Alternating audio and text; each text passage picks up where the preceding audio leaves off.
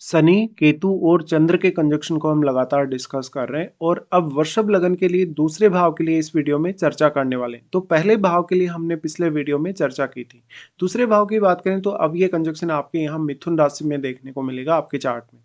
यहाँ पे शनि आपके चार्ट में 10वें घर के स्वामी होने के साथ साथ नवम भाव के भी स्वामी हैं और चंद्रमा आपके थर्ड हाउस के स्वामी होकर यहाँ आ रहे हैं। बट यहाँ शनि चंद्रमा के साथ मिलकर विष दोष का निर्माण कर रहे हैं, जबकि शनि केतु के साथ मिलकर यहाँ वैराग्य योग बना रहे हैं और केतु और चंद्र मिलकर यहाँ पर ग्रहण दोष का भी निर्माण कर रहे हैं। तो ये एक बहुत ही ज्यादा जटिल कंजक्शन माना जा सकता है।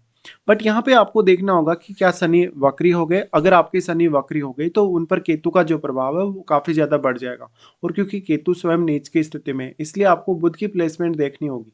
बुध आपका अगर बहुत ही वेल प्लेस्ड है चार्ट में तो कुछ हद तक अगर शनि वक्री ना हो तो थोड़ा आपको सहायता मिल सकती है। तो इस प्रकार का शनि आपसे बहुत ज्यादा अनुशासन मांगता है आपके फैमिली रिलेटेड मामलों में, आपके रहन सहन को लेके, खान पान को लेके, आपकी सेविंग्स वगैरह को लेके, या आपका जो भी आर्थिक स्थिति है उसमें स्थिरता लाने के लिए। इस प्रकार का शनि है तो आप अपनी फैमिली से वैसे भी बहुत ज़्यादा डिटेच होंगे और फैमिली के साथ बहुत अच्छी अंडरस्टैंडिंग नहीं रह सकेगी। वाणी स्थान पे शनि आ जाते हैं तो थोड़ी वाणी भी कटु हो जाती है कभी कभी। अब ऐसा जो जातक होगा, क्योंकि वृषभ लगन के लिए वैसे तो हम शनि को काफ़ी एक अच्छा ग्रह ही मानते हैं, लेकिन यहाँ पर वो कहीं ना कहीं धन संचय के मामले में आपको उतना ज़्यादा सहायता नहीं कर पाएगा, चाहे वक्री हो चाहे वक्री ना हो तब भी। क्योंकि अगर शनि वक्री नहीं होते हैं उस केस में आपको काफ़ी ज़्यादा डिले हो जाएगा अपने जो रिजल्ट पाने के लिए, कहीं ना कहीं जो आप सोचते हैं या विचार करते हैं। क्योंकि यहाँ चंद्रमा काफ़ी ज़्यादा प्रभावित हैं, केतु से भी प्रभावित होंगे और शनि से भी। चंद्रमा बहुत ज़्यादा सॉफ्ट प्लैनेट है और सॉफ्ट होने की वजह से अब आपको अपनी फैमिली के लिए बहुत ज़्यादा मेहनत करनी पड़ेगी। तो फैमिली में हो सकता है आप स्वयं बहुत ज़्यादा पैसे कमाने वाले हो, या तो फिर आपको फैमिली की जो जिम्मेदारियां हैं वो काफ़ी ज़्यादा लेनी पड़ सकती हैं। अब चंद्रमा आपकी माता जी को भी रिप्रेजेंट कर रहे हैं, तो माता जी को रिप्रेजेंट करने की वजह से आपको माता जी से कुछ हद तक सहायता मिल सकती है। बट वो जो सहायता है वो आपके लिए हो सकता है उतनी ज़्यादा सफिशिएंट ना हो, या तो फिर मदर के साथ आपकी उतनी प्रॉपर अंडरस्टैंडिंग ना हो, या मदर के साथ आपको रिश्ते को लेके बहुत ज़्यादा दिक्कत हो।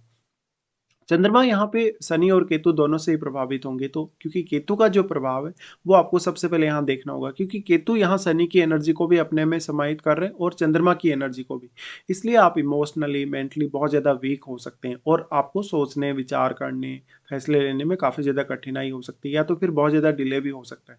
इसलिए आप अपने बहुत सारे ऐसे निर्णय हो सकते हैं आपके फैमिली रिलेटेड या धन से रिलेटेड, संपत्ति से रिलेटेड, जो आप डिले कर देंगे और बाद में आपको रियलाइज होगा कि आपने सही समय पर सही फैसला नहीं लिया। इस कंजक्शन के होते हुए अब आपकी फैमिली लाइफ को आप जितना स्टेबल रख सकें, अपने कैरियर में जितनी स्टेबिलिटी ला सकें उतना अच्छा। तो यहाँ पर आपको बहुत ज़्यादा प्रैक्टिकल तरीके से काम करना होगा। अगर आप बहुत ज़्यादा इमोशनल होंगे भी तो आप बहुत ज़्यादा कॉन्फिडेंस नहीं दिखा पाएंगे और बहुत ही ज़्यादा एंग्जाइटी, डिप्रेशन के शिकार आप हो सकते हैं। फैमिली की वजह से आप बहुत ज़्यादा चिंताग्रस्त भी हो सकते हैं। अब देखिए यहाँ पे शनि आ गए तो बहुत ज़्यादा अनुशासन या धैर्य की आपको आवश्यकता पड़ेगी। साथ साथ में ऐसा जो शनि है बहुत ज़्यादा धन के मामले में आपसे अनुशासन मांगता है। इस प्रकार से देखा जाए तो शुरुआती जीवन से ही आपको काफ़ी ज़्यादा संघर्ष करना पड़ सकता है धन संचय के लिए। लेकिन जो भी आपके खर्चे होंगे, जिस प्रकार से भी आपका धन खर्च होगा वो सही कार्यों में जाएगा। आर्थिक रूप से ऐसा जब तक कोई भी प्रकार का अगर लोन ले ले तो उसको और भी ज़्यादा समस्याओं का सामना करना पड़ता है। हालाँकि एक समय बाद आप ये रियलाइज़ कर पाएँगे कि वास्तव में जो मोह-माया के पीछे आप पड़े हैं या जो भोग-विलास के पीछे आप पड़े हैं, वो कहीं न कहीं एक्चुअल नहीं है। रियलिटी यही है कि आप अध्यात्म की तरफ जाएँ, आप अकेलेपन में अपने आप को खोजें, अपने आप को ढूँढें, अपने आप पर फ़ोकस करें और खुद को जानें ज़्यादा से ज़्यादा। यहाँ पे अब इस प्रकार का कंजक्शन बना तो केतु चंद्र के होने की वजह से जातक बहुत ज़्यादा अनुशासन तो नहीं दिखा पाएगा, क्योंकि उसकी अपनी फीलिंग्स ही अच्छे से काम नहीं करेंगी। तो ऐसा जातक थोड़ा जोखिम लेने की तरफ जा सकता है। जैसे वो ऐसा जोखिम भरा कोई इन्वेस्टमेंट कर सकता है जिसकी वजह से उसको नुकसान होने का भी खतरा हो। तो यहाँ पे बहुत ज़्यादा अनसर्टेनिटी है, इनकम को लेके बहुत ज़्यादा अनसर्टेनिटी है और करियर को लेकर भी। तो करियर में कब क्या पता आपके दिमाग में कुछ ऐसे विचार आ जाएँ कि करियर में आप कुछ ऐसा चेंज कर लेंगे जिसकी वजह से आपको करियर में ग्रोथ ना हो, या तो करियर में जो आपके एक्सपेक्टेड रिजल्ट है वो ना मिल पाए। अब देखिए यहाँ जो थर्ड लॉर्ड है वो चंद्रमा है, तो थर्ड लॉर्ड होने की वजह से फैमिली के लिए आप जो मेहनत करेंगे, जो हार्ड वर्क करेंगे और फिर जो आपकी फैमिली से एक्सपेक्टेशन होंगी, हो सकता है उनमें बहुत ज़्यादा डिफरेंस हो। यहाँ पे अब शनि आपके चार्ट में नवम भाव के स्वामी और दसम भाव के स्वामी होकर यहाँ आ रहे हैं, तो कैरियर पर मेजरली आपका फोकस होना ही चाहिए। इस प्रकार से देखा जाए तो जातक बहुत ज़्यादा चिंताग्रस्त रहेगा, मानसिक तनाव से वो घिरा रहेगा, हमेशा वो अवसाद में नजर आएगा। इससे आपकी वाणी बिगड़ेगी, आपका व्यवहार बिगड़ेगा और फैमिली के साथ भी आपके जो रिश्ते हैं वो कहीं न कहीं थोड़े से प्रॉब्लम में आ जाएँगे। इस प्रकार का जातक अपनी फीलिंग्स को लेके, अपनी मानसिक स्थिति को लेके बहुत ज़्यादा थोड़ा इंट्रोवर्ट सा हो सकता है और फिर जातक अपनी फीलिंग्स को अपनी फैमिली के साथ बहुत ज़्यादा ज़ाहिर नहीं करना चाहता या वो अपने आप को दिखाना नहीं चाहता। तो अपनी भावनाओं को आप या अपने विचारों को दूसरों के साथ साझा करना कभी भी पसंद नहीं करेंगे और अंदर ही अंदर थोड़ा-सा आप बोझ-सा महसूस करने लगेंगे अपनी भावनाओं को। ऐसे में कोई ना कोई आप गलत डिसीज़न लेंगे बाद में, जब आपके ऊपर भावनात्मक रूप से जो प्रेशर है वो बढ़ जाएगा। इसी प्रकार से जातक की जो वाणी होगी शनि केतु के होने से वो या तो काफ़ी ज़्यादा विचलित हो सकता है या तो उसकी वाणी थोड़ी कटु हो सकती है, कठोर हो सकती है या ऐसी बातें भी आप कभी-कभी बोल सकते हैं जो दूसरों को ठेस पहुँचा सकते हैं, जो दूसरों को हर्ट कर सकते हैं। पारिवारिक रूप से देखा जाए तो ऐसा कंजंक्शन बिल्कुल भी अच्छा साबित नहीं होने वाला, क्योंकि ऐसा जो जातक होगा परिवार से बहुत ज़्यादा अलगाव की तरफ देखेगा। वो अपने बारे में ही ज़्यादातर विचार करेगा या अपने जो मतलब का है उसी के बारे में सोचेगा। ऐसे जातक अपने परिवार को लेके बहुत ज़्यादा भावनात्मक रूप से अलग होना पसंद करेंगे।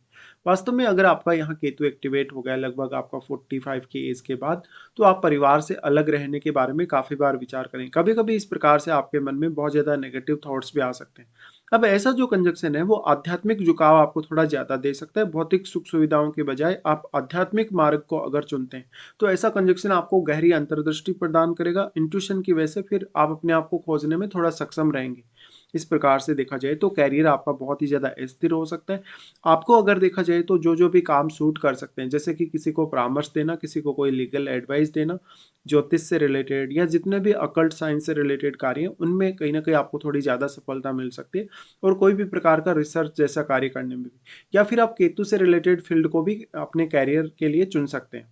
लेकिन फिर आप अपने करियर में बहुत जल्दी डिटैच होंगे और अपने करियर में अर्ली रिटायरमेंट के बारे में सोचेंगे या अपने काम में आपका एक समय बाद मन नहीं लगेगा।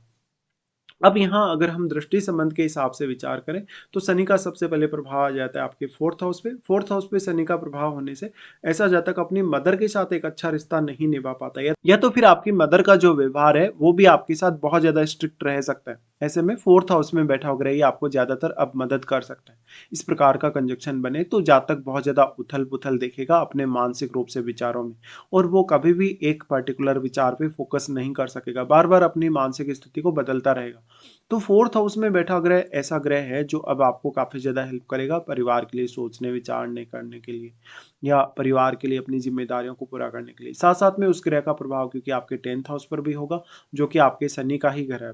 तो यहाँ 4th हाउस में बैठे हुए ग्रह की इम्पोर्टेंस काफ़ी ज़्यादा है। अब देखिए शनि का प्रभाव 4th हाउस में होने से जातक शुरुआत से ही बहुत ज़्यादा परिपक्व नज़र आ सकता है। वो बहुत ज़्यादा मैच्योर नज़र आ सकता है। उसका जो थॉट प्रोसेस है लेकिन वो थोड़ा इनकम्प्लीट सा रहेगा। शनि और इनका जो प्रभाव है फिर आपके अष्टम पे पड़ेगा। अब यहाँ नीच के राहु भी बैठे होंगे। वैसे तो राहु का प्रभाव भी यहाँ पर है आपके 2nd हाउस पे, बट राहु उतना अधिक यहाँ केतु को प्रभावित नहीं कर सकते और जितना भी एनर्जी राहु एक्सचेंज कर रहे हैं 2nd हाउस के साथ, उतना सारा का सारा एनर्जी केतु अपने में समाहित कर ले रहे हैं। तो अब राहु के साथ बैठे हुए ग्रह की इंपॉर्टेंस भी आपके लिए काफ़ी ज़्यादा बढ़ जाएगी। अगर आपका अष्टमेश कुल मिलाकर अगर अच्छी स्थिति में, तो अष्टम भाव से आप ज्ञान के रूप में और धन के रूप में कुछ गेन एक्सेप्ट कर सकते हो। निश्चित तौर पे यहाँ पर जो प्लैनेट बैठा होगा राहु के साथ, क्योंकि वो प्लैनेट बहुत ज़्यादा मल्टीप्लाई हुआ है, उसकी क्वालिटीज़ बहुत ज़्यादा मल्टीप्लाई हुई, तो अब वो ग्रह इतना ज़्यादा सक्षम है कि वो आपको प्रभावित कर सके काफ़ी ज़्यादा, जो कि आपके गुप्त धन स्रोतों के रूप में फैसले लेने के लिए आपको कहीं न कहीं सहायता कर सकता है। या तो फिर आपके रिलेशनशिप वाइज़ मैरिड लाइफ़ के हिसाब से वो आपको काफ़ी प्रभावित कर सकता है, जहाँ पर आप अपने रिलेशनशिप में बहुत ज़्यादा सैटिस्फाई नहीं होंगे। बट कभी-कभी कोई गुप्त स्थिति ऐसी आपके रिलेशनशिप को लेके, धन संपत्ति को लेके बनेगी, जो आप किसी के भी साथ साझा नहीं करना पसंद करेंगे। अब जो यहाँ पे क्योंकि चंद्रमा का प्रभाव पड़ रहा है, तो चंद्रमा आपको काफ़ी ज़्यादा डीपली सोचने, विचार करने के लिए प्रेरित कर सकते हैं।